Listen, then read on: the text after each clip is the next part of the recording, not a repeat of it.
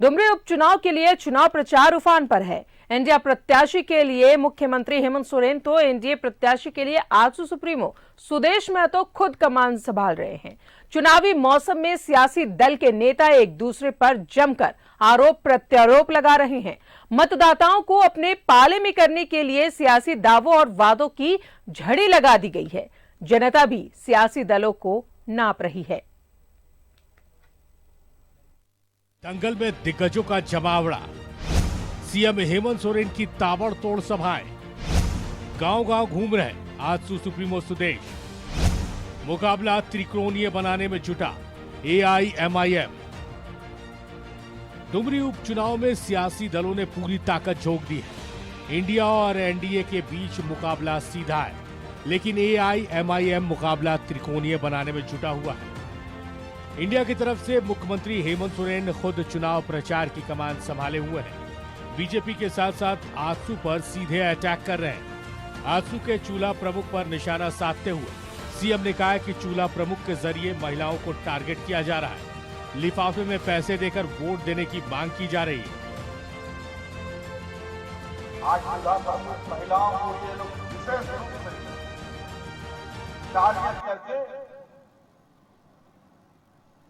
Vote बिखेरने का प्रयास कर रहा है और उस लिफाफा में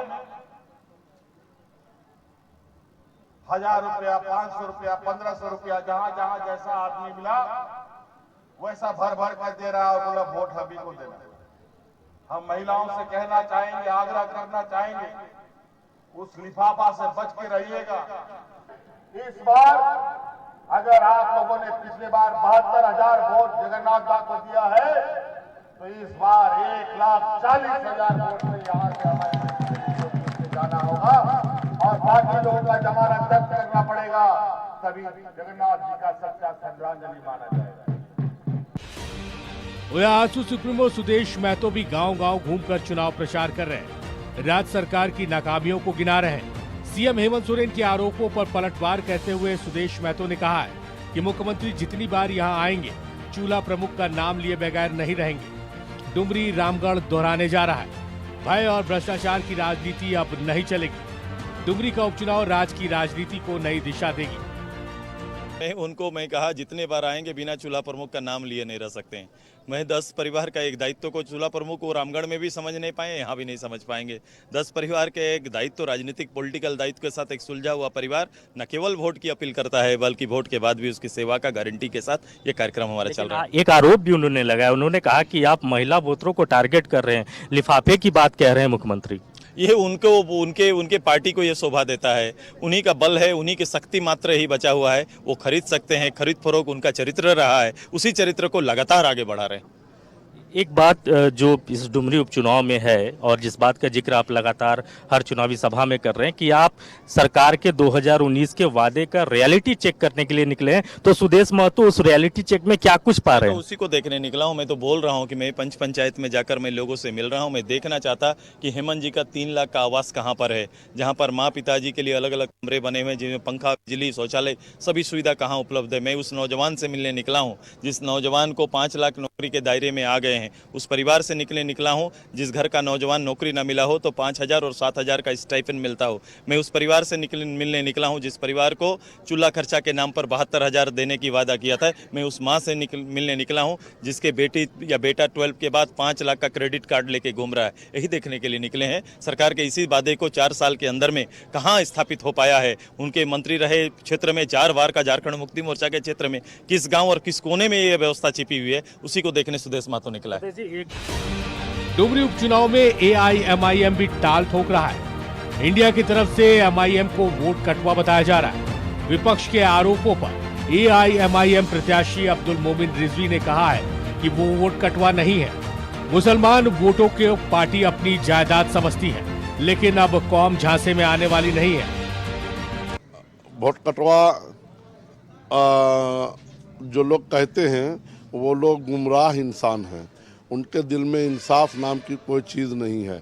यहाँ 2 ही 3 कैंडिडेट नहीं खड़े होते हैं, अभी भी 6 कैंडिडेट खड़े हैं। तीन लोग जो खड़े हैं उनको वोट कटवा काहे नहीं कहा जाता है। हम मुसलमान हैं इसलिए सारे लोग हमको वोट कटवा कहते हैं। तकलीफ होती है ये सुन के? तकलीफ ही नहीं, खून का आंसू रोना पड़ता है, बड़ा अफसोस होता है।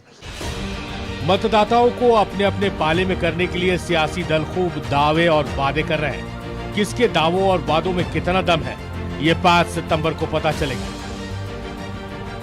न्यूज़ 11 भारत के लिए डुमरी से विपिन के साथ राकेश कुमार की रिपोर्ट।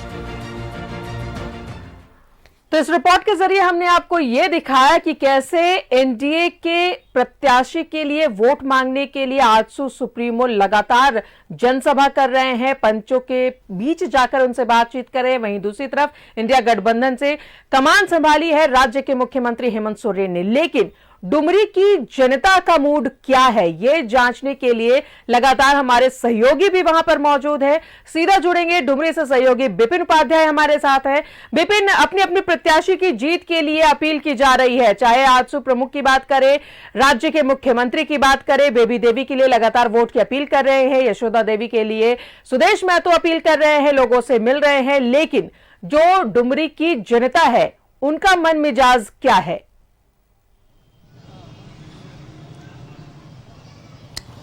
जी देखिए राजदा, 5 तारीख को डुमरी में उपचुनाव होना है और उससे पहले तमाम जो 2 प्रमुख उम्मीदवार इस चुनावी मैदान में जिनकी सबकी नज़रें हैं, चाहे वो एनडीए की तरफ से यशोदा देवी की बात करें या फिर इंडिया अलायंस की तरफ से जो वर्तमान में हेमंत सोरेन की कैबिनेट में मद्य निषेध मंत्री है, स्वर्गीय जगन्नाथ महतो की पत्नी बेबी देवी, तो इन्हीं 2 चेहरों पर सबकी निगाहें हैं कि इस बाई इलेक्शन में डुमरी में क्या कुछ होगा। और उसको देखते हुए तमाम जो दिग्गज चेहरे हैं, चाहे इंडिया गठबंधन की बात करें जहां खुद मुख्यमंत्री हेमंत सोरेन, उसके अलावा जो बेरमो से कांग्रेस के विधायक हैं अनूप सिंह और जो कांग्रेस कोटे के मंत्री हैं बन्ना गुप्ता, श्रम नियोजन मंत्री सत्यानंद भोक्ता को आज हमने चुनावी सभाओं में देखा। ठीक उसी तरीके से आजसू सुप्रीमो सुदेश महतो एनडीए की तरफ से कमान संभाले नजर आ रहे हैं। उनके साथ साथ जो गिरिडीह के स्थानीय सांसद हैं चंद्र प्रकाश चौधरी के अलावा बीजेपी के अन्य नेता, पदाधिकारी और विधायक सांसदों को भी इस निर्वाचन क्षेत्र में होने वाले उपचुनाव के लिए लगाया गया है। तो जिससे ये स्पष्ट होता है कि चाहे वो एनडीए का खेमा हो या इंडिया गठबंधन का खेमा हो, दोनों ने काफी गंभीरता से इस बाई इलेक्शन को लिया है। और यही सबसे बड़ी वजह है कि लगातार चाहे वो जनसंपर्क अभियान की बात करें, बड़ी चुनावी सभाओं की बात करें या फिर डोर टू डोर जाकर या भी जो पॉकेट मीटिंग्स होती है उसकी बात करें, तमाम चीज़ों पर फोकस है। सबका उद्देश्य एक ही है कि 5 तारीख को जब मतदान की प्रक्रिया पूरी हो और 8 को जब मतगणना हो तो जनता उनके पक्ष में फैसला सुनाए, ऐसा परिणाम वो चाहते हैं। उससे पहले जो बचा हुआ अंतिम का 1 हफ्ता है उसको लेकर जोर आजमाइश का दौर यहाँ पर स्पष्ट तौर पर देखने को मिल रहा है। जहाँ तक बात चुनावी समीकरण की अगर करते हैं तो 2019 से बदली परिस्थितियां 2023 के इस बाई इलेक्शन में स्पष्ट तौर पर नजर आ रही है। 2019 में यूपीए गठबंधन एकजुट होकर चुनाव लड़ा था, आजसू के उम्मीदवार यहां पर थे, बीजेपी के उम्मीदवार थे और जो सबसे चौंकाऊ फैक्टर 2019 के चुनाव में था राजदा, वो एआईएमआईएम का था जिसने कि 24,000 से ज़्यादा वोट यहाँ पर लाया था। इस बार भी वो व्यक्ति चुनावी मैदान में है और वो थर्ड एंगल बनाने की कोशिश यहाँ पर इस पूरे फाइट को ट्रायंगुलर को बनाने की कवायद में जुटे हुए हैं जो एआईएमआईएम को उम्मीदवार है। लेकिन जिस तरीके से अगर झारखंड के इतिहास को देखते हैं और जिन परिस्थितियों और जिन कारणों से ये बाई इलेक्शन हो रहा है, ये स्पष्ट है कि सब जानते हैं कि शिक्षा मंत्री रहते हुए जगन्नाथ महतो का निधन हुआ, उसके बाद ये सीट वैकेंट हुई और जो परिपाटी है, जो संवैधानिक बाध्यताएं हैं कि 6 महीने के अंदर में रिक्त पड़े सीट को भरा जाता है, तो उसी के लिए बाई इलेक्शन की प्रक्रिया चल रही है। और जिस तरीके से अब तक तकरीबन बीते 1 दशक से ज़्यादा का वो वक्त रहा है जब हम अगर याद करें कि इन परिस्थितियों में अगर चुनाव हुए हैं, यानी कि किसी सिटिंग विधायक के मौत के बाद जब बाई इलेक्शन की नौबत आई है तो परिणाम क्या रहा है इसका हम अगर आकलन करेंगे तो लगातार चाहे विदेश सिंह के निधन के बाद उनके बेटे बिट्टू सिंह के निर्वाचित होने की बात करें, रघुनाथ मंडल के निधन के बाद उनके बेटे अमित मंडल को उनके निर्वाचन क्षेत्र की जनता ने प्रतिनिधित्व का मौका दिया। ठीक इसी तरीके से बेरमो विधानसभा में जब राजेंद्र बाबू का निधन हुआ था और उसके बाद जब बेरमो में बाई इलेक्शन हुआ तो उनके पुत्र अनूप सिंह को बेरमो की जनता ने जिताकर विधानसभा भेजा था।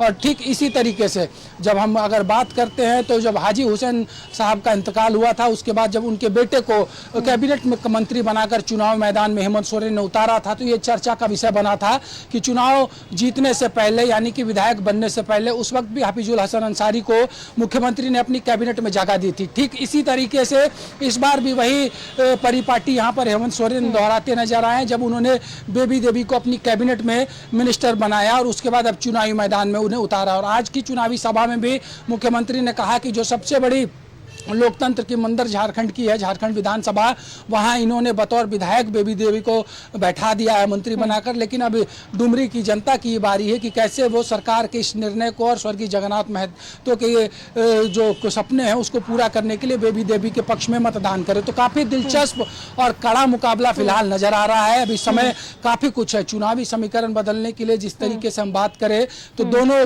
ध्रुव, चाहे एनडीए का हो या इंडिया गठबंधन का हो, दोनों पूरी कवायद और पूरी शिद्दत के साथ जुटा हुआ है और लगातार तमाम बड़े चेहरों के जरिए जिनका जिस क्षेत्र में आधार है, चाहे वो जातीय समीकरण हो, सामाजिक समीकरण हो, सबको साधने में सब लोग जुटे हुए हैं। और जब बात नेतृत्वकर्ता की करें तो जाहिर सी बात है इंडिया गठबंधन की तरफ से नेतृत्वकर्ता राज्य के मुख्यमंत्री हेमंत सोरेन है। और जहां तक बात एनडीए की तरफ से करें तो फिलहाल मोर्चा सुदेश महतो जो आजसू के सुप्रीमो है उन्होंने संभाल रखा है और उनको लगातार कंपनी, उनके पार्टी के विधायक, सांसद के अलावा जो सहयोगी घटक दल बीजेपी है उनके नेता दे रहे हैं। जी Rajda.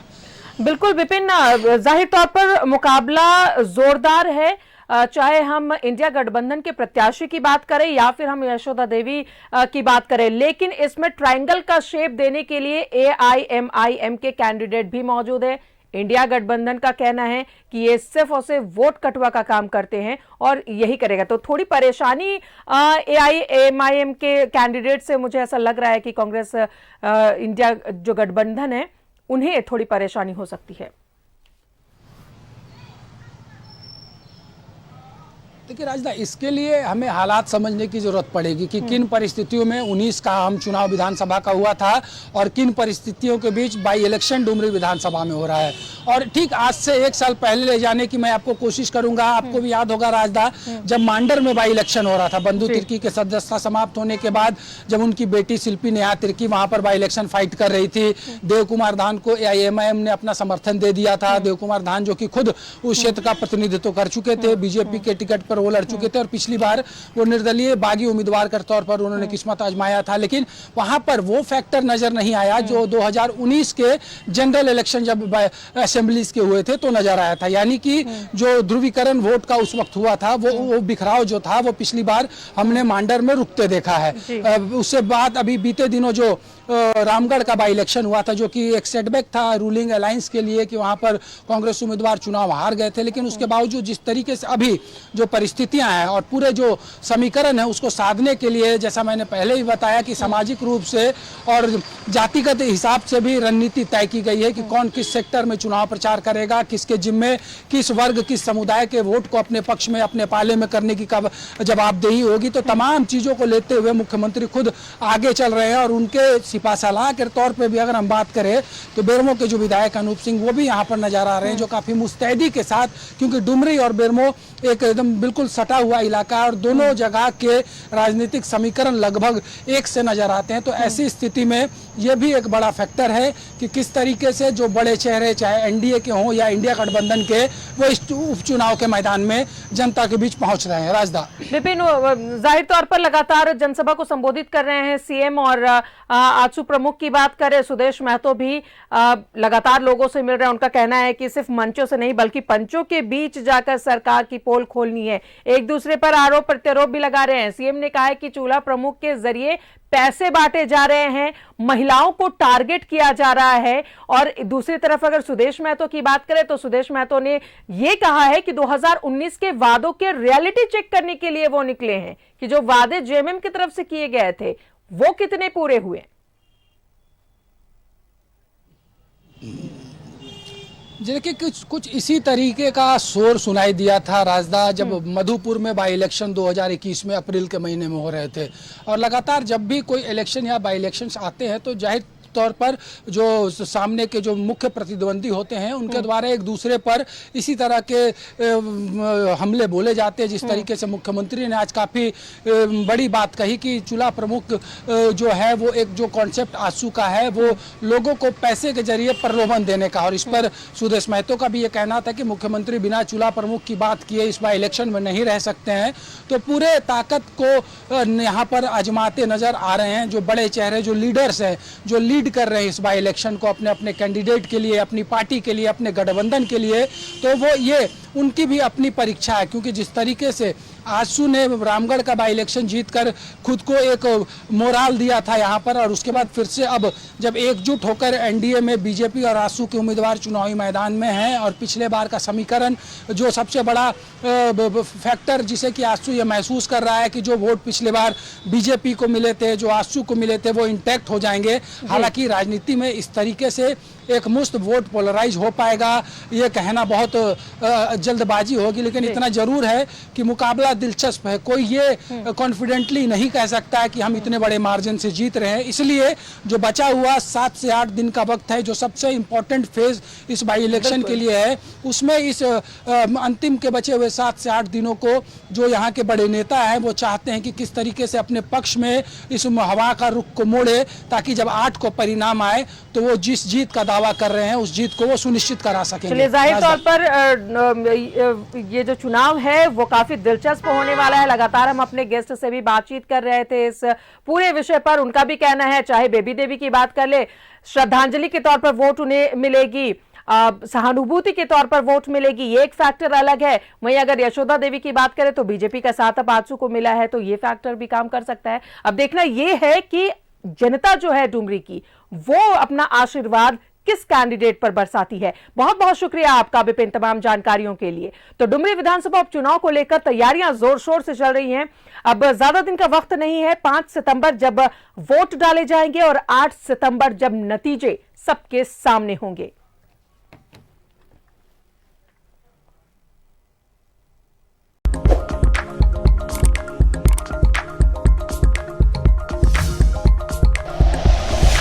Like and share videos, subscribe करें हमारा चैनल और प्रेस करें बेल आइकॉन। न्यूज़ 11 भारत, सच है तो दिखेगा।